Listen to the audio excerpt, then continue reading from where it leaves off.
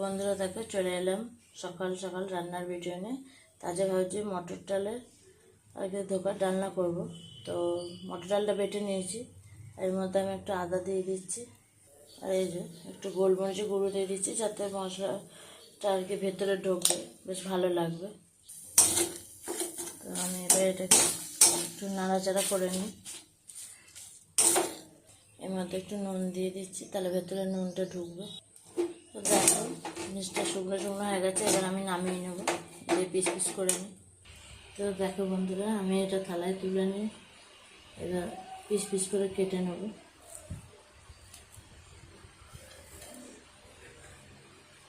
আমি চৌকো করেই করছি, তো চলো বাকিগুলো করে নিই।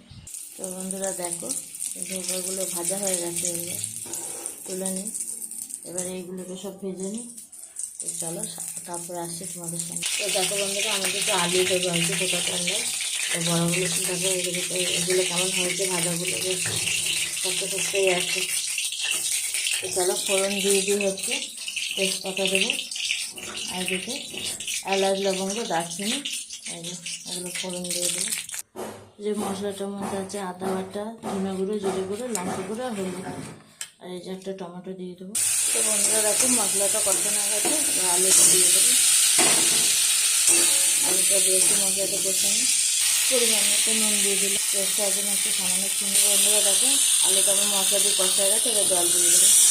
তো একটা ঢাকা দিয়ে আলুটা সেদ্ধ হয়ে যাক, তারপরে বড় ধোকার এগুলো দিয়ে দেবো।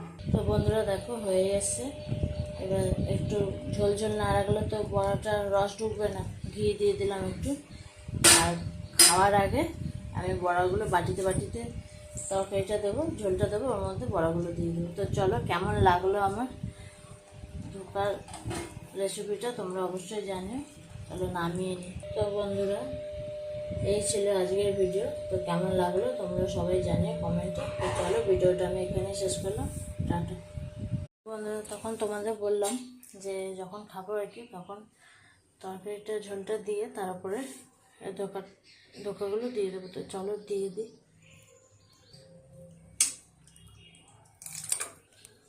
এই যে দিয়ে দিলাম, আগে থাকতে দিয়ে দিলে আর কি গলে যেত।